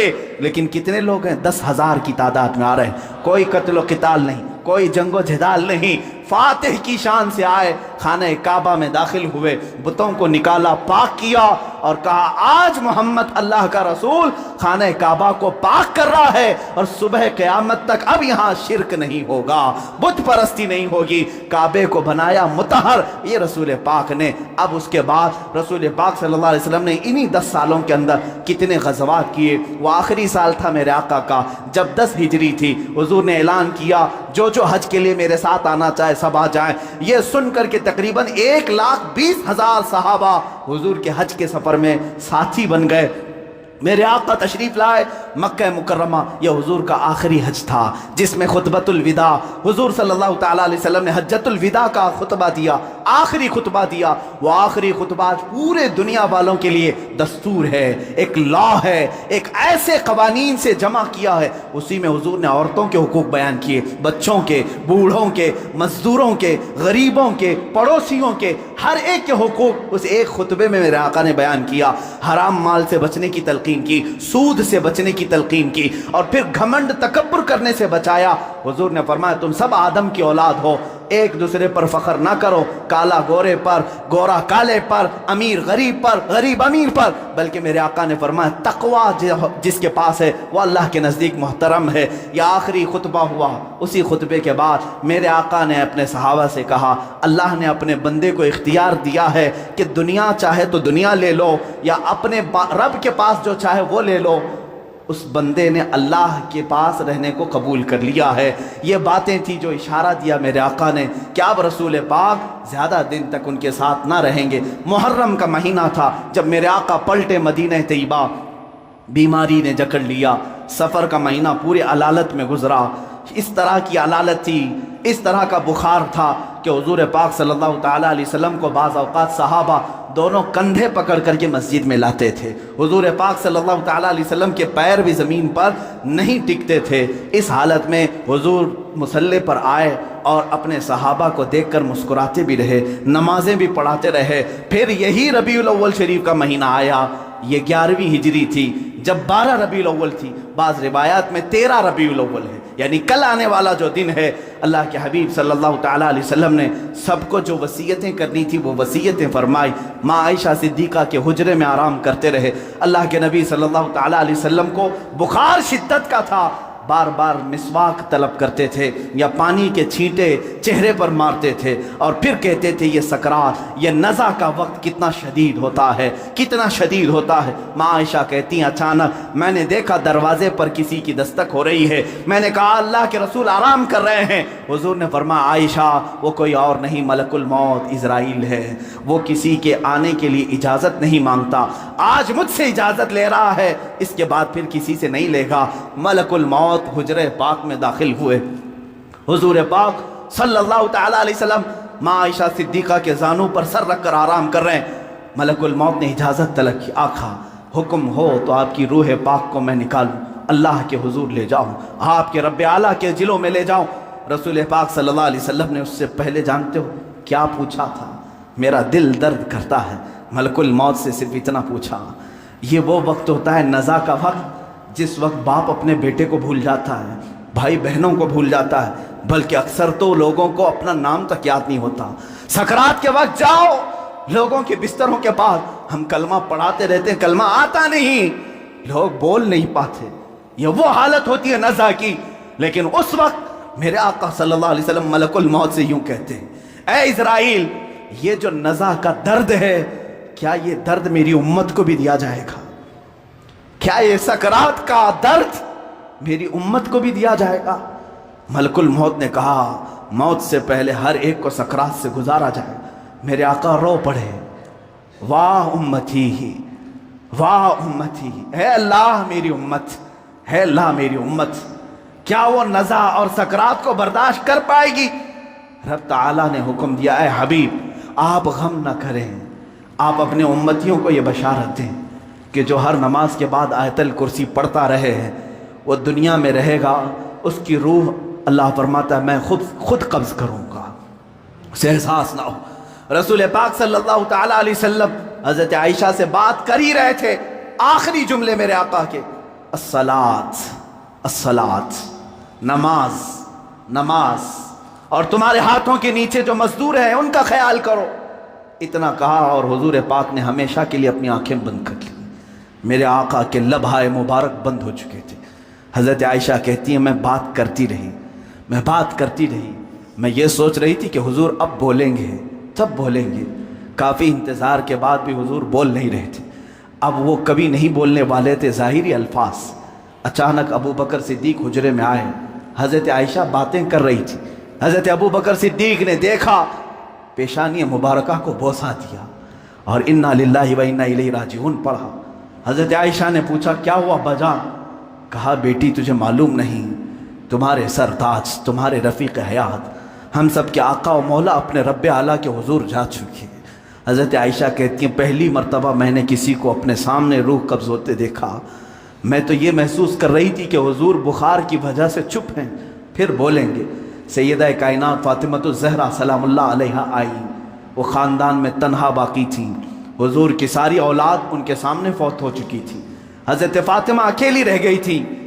حضرت فاطمہ نے حضور پاک کے جسم ناز کو دیکھا تو کہا اے بار الہ، زندگی میں آج سے پہلے یا آج کے بعد اس سے زیادہ کٹھن دن مجھ پر کبھی نہیں آیا، فاطمہ پر اس سے زیادہ بوجھل دن کبھی نہیں آیا۔ جب فاطمہ نے اپنے عزیز از جان باپ کو اپنے سامنے موت کی آغوش میں دیکھ رہی ہے، رسول پاک صلی اللہ تعالیٰ علیہ وسلم کے صحابہ نے میرے آقا صلی اللہ تعالیٰ علیہ وسلم کی ایک کے بعد دیگر زیارت کی۔ صحابہ کی کیا کیفیت رہی، 14 صدیوں کے بعد آج ہم روتے ہیں میرے آقا کی وفات کو سن کر۔ وہ آفتاب عالم ہمارے درمیان سے روپوش ہوا، وہ مہتاب رسالت غروب اگرچہ ہوا، لیکن آج بھی جب واقعات سنتے ہیں تو روتے ہیں۔ صحابہ کی کیا کیفیت رہی ہوئی؟ یہی کیفیت تھی۔ حضرت عثمان تو کسی سے بات کرنا ہی چھوڑ چکے تھے، انہیں کوئی اٹھاتا تو اٹھتے نہیں، بٹھاتا تو بیٹھتے نہیں۔ حضرت عمر کا حال یہ تھا کہ وہ ننگی تلوار نکال کر کہتے خبردار، اگر کوئی کہہ دیا کہ میرا رسول انتقال کر گیا میں اس کی گردن اڑا دوں گا۔ میرے حبیب کا انتقال نہیں ہوا، وہ اپنے رب سے ملنے کے لیے گئے، واپس آئیں گے۔ حضرت عمر مدینے میں اس طرح گھوم رہے تھے۔ عزیزان گرام وقار، رسول پاک صلی اللہ تعالیٰ علیہ وسلم پیر کے دن انتقال فرمائے اور بدھ کے دن تک آپ کا جسم مقدس رکھا گیا۔ جماعتیں آتی رہیں، پڑھتی رہیں، ملائکہ نے جنازہ پڑھا۔ بدھ کے دن میرے آقا صلی اللہ تعالیٰ علیہ وسلم کو صحابہ نے اٹھایا اور اسی حجرے میں جہاں ماں عائشہ صدیقہ کا گھر تھا، حضور پاک صلی اللہ علیہ وسلم کی قبر مبارکہ کھودی گئی، لحد بنائی گئی جو ایل شیپ میں ہوتی ہے، حضور کو پسند تھی، لحد مبارکہ میں رکھا گیا۔ اترنے والوں میں حضرت علی بھی تھے، حضرت عباس بھی تھے۔ فرماتے ہیں جب قبر مبارک میں آخری مرتبہ رکھا گیا، صحابہ کا مجمع تھا، بھیڑ تھی، ایک آخری نظر اس آفتاب رسالت پر ڈال لیں، لیکن اچانک لوگوں نے دیکھا قبر کی تختیاں بند کرنے سے پہلے رسول پاک کے ہونٹ ہل رہے تھے۔ حضرت عباس کہتے ہیں میں نے کان لگایا، اس وقت رسول پاک کہہ رہے تھے امتی امتی رب اغفر لامتی فانہم لا یعلمون، اے مولا میری امت کو معاف کر دے، وہ مجھے نہیں پہچانتی، اے اللہ میری امت کو معاف کر دے، وہ مجھے نہیں پہچانتی۔ یہ آخری جملے قبر انور میں رکھنے کے بعد رسول پاک کے اے امتیوں، کیا ہم نے رسول پاک کا حق ادا کیا ہے؟ کیا ہم نے ان کو سال میں ایک مرتبہ یاد کر کے یہ سوچا کہ ان کو کہ رات کے کھڑی ہوئی عبادتوں کا ہم نے صلہ دے دیا؟ کبھی نہیں ہو سکے گا، کبھی نہیں ہو سکے گا۔ قبر مبارکہ بند کر دی گئی، ہمیشہ کے لیے بند ہو گئی، لیکن لحد کا وہ ٹکڑا अर्श आज़म से भी अफजल बना, नफस गुम करदा मी आयत जुनेदो बायज़ीदी जा। वो कब्र अथर आज भी हम मुसलमानों के रूह की ठंडक है। वो हरा गुंबद जो रसूल पाक के मस्कन के ऊपर अपनी जगमगाहट बिखेर रहा है, वो करोड़ों आशिकों की आंखों का तारा बना हुआ है, हमारे दिल का सुकून है। ऐ मेरे अजीजों, आज हम जिएंगे तो इसी उम्मीद के साथ, इसी आस के साथ। मेरे आका ने आखिरी वक्त ये भी फरमाया था, जो जिससे मोहब्बत करेगा दुनिया में, क़यामत के दिन उसी के साथ उठाया जाएगा। अगर तुम आज अपने नबी पर जान और माल, अपने माँ बाप फिदा करने की बात करते हो, खौफ न करो, कल हम उठाए जाएंगे तो हमारे आका के साथ उठाए जाएंगे, हमारे रसूल के साथ उठाए जाएंगे। लेकिन जो लोग मगरिब के दिलदादा हैं और दूसरों की कैरेक्टर को अपना करके अपने आप को तबाह बर्बाद किए हैं, उनको मुबारक हो, वो उन्हीं लोगों के साथ उठाए जाएंगे जो फिरौन, हामान, शद्दाद, कारून, अबू जहल, अबू लहब, इन गुस्ताखों के साथ उठाए जाएंगे। अल्लाह रब्बुल इज़्ज़त मेरे रसूल की ज़िंदगी पाक को जब तक रखा 63 साल वो रहमत थे, और आपकी वफात भी उम्मत के लिए रहमत ही है, रहमत ही है। और अल्लाह ताला उनकी बरकत से उम्मत को अजाब देने से महफूज रखा है। मेरे अजीज़ों में पैदाइश से लेकर मेरे आका की वफात तक की बातें सिर्फ मुख्तसर से एक वक्त में घेरा, लेकिन हुजूर पाक की हकीकत तो ये है, ला युमकिनु सनाउ कमा काना हक़्क़ुहु बादज़ खुदा बुज़ुर्ग तू ही किस्सा मुख्तसर। आपकी सना तो मुमकिन ही नहीं है या रसूल अल्लाह। हासिल कलाम ये है, खुदा के बाद अगर कोई मर्तबा है आका वो आपका मर्तबा है या रसूल अल्लाह। आपके दरबार में मैं ये आखिरी अल्फाज ये कहता हूँ, आज की मीलाद के दिन सरवर कहूँ कि मालिक व मौला कहूँ तुझे, बाग़े खलील का गुले ज़ैबा कहूँ तुझे। अल्लाह रे तेरे जिस्म मुनव्वर की ताबिशें, ऐ जाने जा मैं जाने तजल्ला कहूँ तुझे। या रसूल अल्लाह तेरे तो बस ऐबे तनाही से हैं बरी, हैरान हूँ मेरे शाह मैं क्या क्या कहूँ तुझे। लेकिन रज़ा ने ख़त्म सुखन इस पे कर दिया, खालिक का बंदा खल्क का आका कहूँ तुझे। या रसूल अल्लाह इस फ़ख्र के साथ मैं जीता हूँ, हश्र तक डालेंगे हम पैदाइश मौला की धूम, मिस्ल पारस नजद के किले गिराते जाएंगे। खाक हो जाएं अदू, खाक हो जाएं दुश्मन जल कर, मगर हम तो रजा दम में जब तक दम है जिक्र उनका सुनाते जा। आज अंदाजा करो मेरे अजीजों, आज जो तुम रसूल पाक के फरामीन को टालते हो, अब 70 नहीं 70 लाख जाने भी जा सकती, क्योंकि कुरान कह रहा है फल्यहज़रिल लज़ीना युखालिफूना अन अम्रिही अन तुसीबहुम फितना औ युसीबहुम अज़ाबुन अलीम। अल्लाह फरमाता चाहिए कि लोग मेरे रसूल के हुक्म की खिलाफ वर्जी करने से बचें, वरना मैं अल्लाह फरमा रहा वरना अनकरीब तुमको फितनों में मुब्तला कर दिया जाएगा या दर्दनाक अजाब में गिरफ्तार कर दिया जाएगा। तुम जो आज रसूल पाक की नाफरमानी पर लगे रहोगे, जाने जाएंगी जाएंगी जाएंगी। आज जो हिलाकतों का बाजार है ये यूं ही नहीं, उनके जो हम गुलाम थे, खल्क के पेशवा रहे, उनसे फिरे जहां फिरा, फिराई कभी वकार नहीं। हमारे वकार इज्जत में जो कमी आई सिर्फ इसलिए कि चेहरा तुम्हारा वहां से फिर गया। तुमने कैरेक्टर किसके अपनाया, आज किसको रोल मॉडल मान रहे हो। हर नौजवान का हाल ये है, फिल्मों की स्क्रीन पर दिखाए जाने वाली गंदी तस्वीरें इनके रोल मॉडल हैं, तुम्हारे वो मॉडल हैं, उनको देख करके उनके आइडियल बनाते हो, उनके चलने की तरह चलने की कोशिश, उनके खाने की तरह खाने की कोशिश, उनके पहनने की तरह पहनने की कोशिश। अगर वो नंगा घूमे तो बच्चा हमारा नंगा घूमने में फख्र करे। तुमने जिनको अपना आइडियल और रोल मॉडल बनाया है तो तुम्हारे साथ तो ये होना ही है। चंद दिनों के बाद देखना कि तुम्हारे घरों के ऊपर क्या बलाएं नाजिल होंगी। मुशरिकीन तुम्हारे नाम से चिढ़ते हैं, आज भी तुम्हारा वजूद ये देखना नहीं चाहते। कुरान ने बहुत पहले हमें समझाया, ये तुमसे कभी नहीं राजी होंगे। तुम अपने आप को पूरा बदल लो, कुछ भी कर लो, ये राजी नहीं होंगे जब तक तुम उनके दीन में नहीं दाखिल हो जाओ। तुम्हारा धर्म परिवर्तन करना चाहते हैं, सबको अपने अंदर दाखिल करो। एक ही आज भी जरिए नजात है मुसलमानों, एक ही जरिए नजात है जिसको इकबाल ने बहुत पहले कहा था कि मोहम्मद से वफा तूने तो हम तेरे हैं, ये जहां चीज है क्या लौहो कलम तेरे। हुजूर से वफा करो, मेरे आका से मोहब्बत करो। जंगे ओहद में जो सहाबा से खता हुई वो जानबूझकर नहीं हुई, अनजाने में हो गई। उनकी खताएं इज्तिहादी थी, اجتہادی خطا تھی، لیکن اس پر بھی اللہ کا عتاب آیا کہ شکست ہو گئی، جنگ 70 جانیں چلی گئی، مال پورا چلا گیا، بڑے بڑے صحابہ شہید ہوئے، رسول پاک کے دندان مبارک شہید ہوئے۔ اب تم اس زمانے میں اندازہ کرو، نہ ہماری جماعت میں صحابہ جیسے پرہیزگار ہیں، نہ ہمارے زمانے میں ویسے ایمان والے تقوی والے ہیں، اس کے باوجود تم رسول کی نافرمانی پر اڑے ہوئے ہو، تو پھر میرے عزیزو جانے جانا تو ہوگا، یہ ہماری موتیں مقدر تو ہوں گی، ہلاکتیں تو ہمارا مقدر بنے گی۔ آج جو اسلام کے ساتھ کھلواڑ چل رہا ہے اس کی ایک ہی وجہ ہے، میں کیا ان کو کوسوں، میں کتنا ان کے خلاف لعنت بھیجوں، ہمیں تو درد اپنوں سے ہوتا ہے۔ تم اگر مصطفیٰ کریم صلی اللہ علیہ وسلم کی غلامی میں آ گئے ہوتے، مجال ہے کسی کی کہ تمہارے نبی کی طرف انگلی اٹھا کر بات کریں، حضور کی طرف کوئی اشارہ کر سکے؟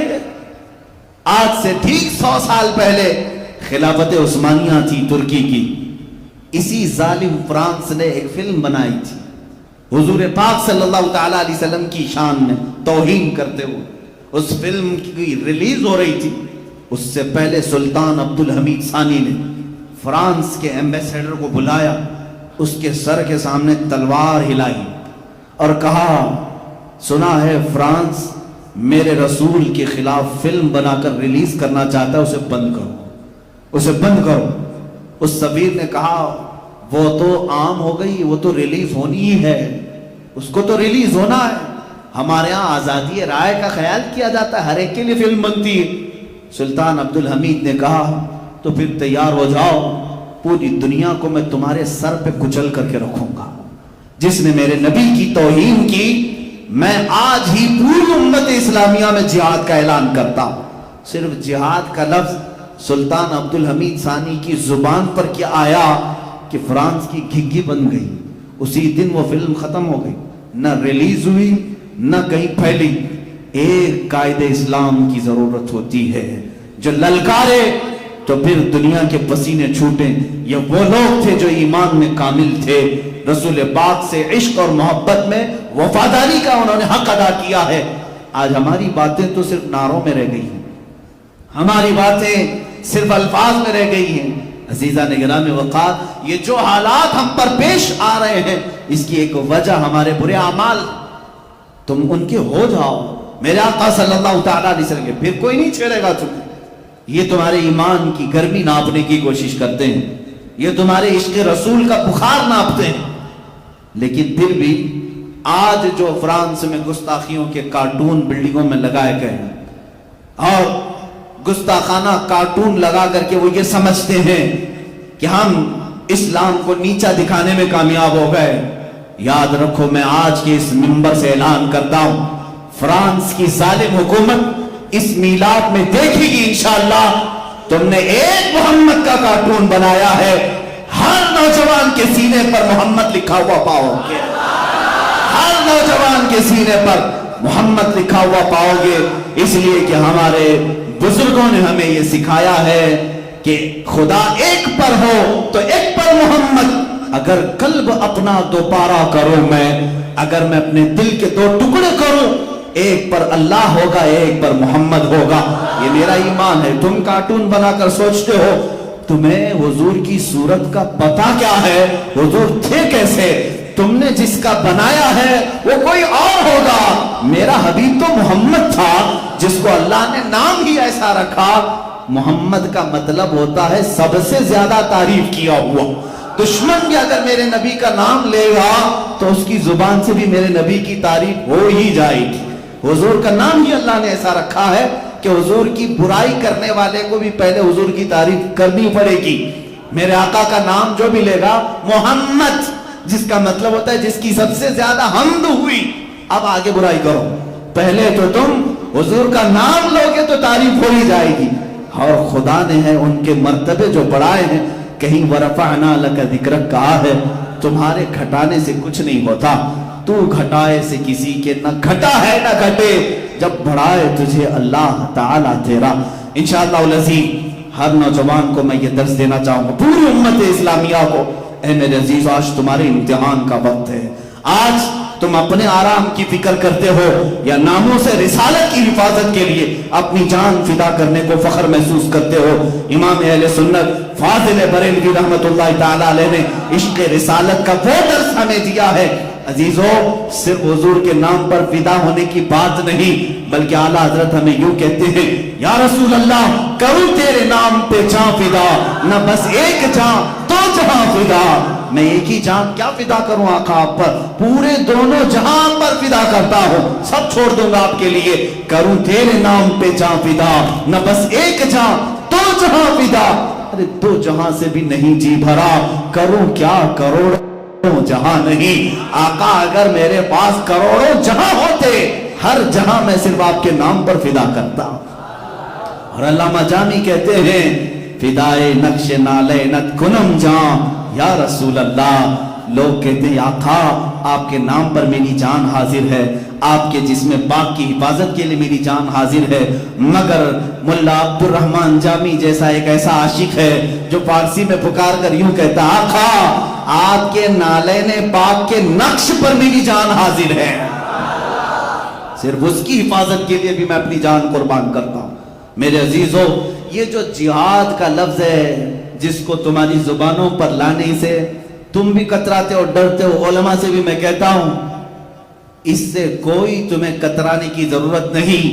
میں ثابت کر کے بتاؤں گا، اگر تم کہتے ہو جہاد کا لفظ اپنی زبان پر لانا غلط ہے، ٹیررزم ہے، دہشت گردی ہے، تو پھر کوئی بھی ملک دنیا میں دہشت گردی سے بچا نہیں ہے۔ ہر کوئی اپنا ڈیفنس کر رہا ہے، ہر ملک اپنا ڈیفنس کر رہا ہے، تو سب کیا آتنکواد ہو گئے؟ اپنے ملک کی سرحدوں کی حفاظت کرنا یہ جہاد ہے، یہ اسلامی جہاد۔ جہاد کی تعلیمات اگر میں آپ کو بتاؤں، آج کے زمانے میں جو جنگیں ہوتی ہیں ان میں کہیں آپ کو نہیں ملے گا۔ بتاؤ، سپر پاور امریکہ جب کسی سے ٹکراتا ہے تو کیا جنگی اصول پر جنگ ہوتی ہے؟ جس ملک پر یہ بمباری کرتا ہے سب کا سب تباہ کرتا ہے۔ ناگاساکی، ہیروشیما آج تک 70 سالوں سے زمین سے سبزے نہیں اگا پا رہے، پیدا ہونے والے بچے لنگڑے پیدا ہوتے ہیں۔ جو نیوکلیئر وہاں پر دھماکے ہوئے تھے، 70 سال گزر گئے، لیکن آج تک اس کے ذرات کا اثر باقی ہے۔ جو تمہاری جنگیں ہیں ان کا حال یہ ہے کہ تباہی اور بربادی، مگر نبی کونین صلی اللہ علیہ وسلم صحابہ کو فرماتے کہ اللہ نے ہمیں تلوار اٹھانے کا حکم دیا ہے تو صرف دین اسلام کی حفاظت اور اپنی جان کی حفاظت کے لیے۔ اگر تمہارا دشمن کے ساتھ مقابلہ ہو جائے تو حضور فرماتے ہیں ان اصولوں کا خیال کرنا، کبھی کسی بوڑھے پر ہاتھ نہ اٹھانا، کبھی کسی عورت کو نہ چھونا، بیٹھے ہوئے بچوں کو نہ پکڑنا، وہاں کے درختوں کو نہ توڑنا، کہیں کے پتے نہیں اکھاڑنا، وہاں کی زمینوں کو برباد نہ کرنا، وہاں موجود عبادت خانوں پر حملہ نہ کرنا۔ یہ میرے آقا کی تعلیمات ہے۔ کس کو؟ وہ مجاہدین صحابہ کو کہتے تھے کوئی عورت اگر جنگ کے دوران نظر آ جائے اس سے چھیڑ چھاڑ نہیں، جنگ ان سے نہیں ہوگی۔ بچے آ جائیں ان سے تعرض کر لیا جائے، بوڑھے آ جائیں تلوار نہ اٹھایا جائے، جو خالی اپنے گھروں کے پاس بیٹھے ہیں ان کو قیدی نہ بنایا جائے۔ وہاں جو بھی لوگ عبادت کر رہے ہیں جس مذہب پر، ان کے مذہب خانے پر حملہ نہیں ہوگا، توڑا نہیں جائے گا۔ وہاں اگر درخت ہیں پتے نہیں توڑو گے، وہاں برباد نہیں کرو گے، پھر جنگ کس سے ہوگی؟ میرے آقا نے فرمایا جس نے تمہارے خلاف تلوار اٹھائی اس کے خلاف جہاد ہوگا۔ یہ ہے اسلام کا اصول ہے جہاد۔ جو تمہارے خلاف جہاد کے لیے جنگ کے لیے تلوار اٹھائے اس کا ہاتھ توڑو، اس کے دانت توڑو۔ یہ ہمارا نہیں، آج پوری دنیا کا نظام ہے، آج پوری دنیا کا نظام۔ پوری جنگوں کا آپ کو میں اگر اسباب ہی بتا دوں، جنگ بدر کیوں ہوئی، وجہ کیا تھی؟ جنگ احد کیوں ہوئی، وجہ کیا تھی؟ جنگ خندق کیوں ہوئی، وجہ کیا تھی؟ حنین کیوں ہوئی، موتا کیوں ہوئی، تبوک کیوں ہوئی؟ سب میں وجہ یہی رہی، سب میں وجہ یہی۔ مشرکین مکہ جماعتیں بنا رہے ہیں اور میٹنگیں کر رہے ہیں، بعض میں تو حضور کو پہلے سے خبر ہو گئی آقا وہ آپ کے خلاف جنگ کی تیاریاں کر رہے ہیں، تب حضور نے بھی اپنے ساتھیوں کو جمع کیا۔ جب جب خبر آئی حضور نے تیاری کا اعلان کیا۔ جنگ تبوک کیوں ہوئی تھی، جنگ موتا کیوں ہوئی تھی؟ وجہ صرف یہ تھی حضور نے اپنے قاصد کو بھیجا۔ آج بھی دنیا کا نظام ہے، اگر تم کسی ملک کے ایمبیسیڈر کو مار دو گے تو دو ملکوں میں ٹکراؤ ہوگا، اسی لیے ایمبیسیز کی بہت زیادہ حفاظت ہوتی ہے، سفارت خانوں کی بہت حفاظت ہوتی ہے۔ اگر تم نے یہاں پر کسی دوسرے ملک کے سفیر کو مار دیا اس ملک کا تمہارے ساتھ جھگڑا شروع ہو جائے گا. پہلے سے انتظام ہے. حضور کا سفیر، حضور کے ایک سفیر حارث بن عمیر رضی اللہ تعالیٰ عنہ ایک بادشاہ کے پاس جا رہے ہیں خط لے کر میرے آقا کا. بیچ راستے میں ایک ظالم نے ان کو پکڑا جو اس بادشاہ کا ایک باج گزار تھا. اس نے ان کو دردناک انداز میں قتل کیا، بے دردی سے مارا، ان کے ٹکڑے کر دیے. جب قاصد کو مارا جاتا ہے حضور پاک صلی اللہ علیہ وسلم نے فرمایا ہمارے سفیر کے ساتھ انہوں نے بدتمیزی کی، برا سلوک کیا. اور اس زمانے کے بھی اصول میں یہ تھا کہ نہیں چھوڑا جاتا. جنگ موتا اسی لیے ہوئی، جنگ تبوک اس لیے ہوئی کہ حضور صلی اللہ تعالیٰ علیہ وسلم کے خلاف وہ لوگ ملک کے شام میں فوجیں جمع کر رہے تھے. رومی لشکر جمع ہے، فلاں لشکر جمع ہے، حضور پر حملہ آور ہونے کی کوشش کر رہے ہیں. میرے آقا نے فرمایا حضور نے جتنے جہاد کی یا تو مدینے کے آس پاس یا تو پھر صحابہ کو لے کر بہت دور چلے جاتے. کیوں؟ اس لیے کہ جب جنگ ہوتی ہے تو جس علاقے میں جنگ ہوتی ہے سب ٹوٹ پھوٹ جاتا ہے، سب برباد ہوتا ہے. گھر ٹوٹتے ہیں، درخت ٹوٹتے ہیں، کیا کیا نہیں برباد ہوتا. حضور ہمیشہ مدینے کی حفاظت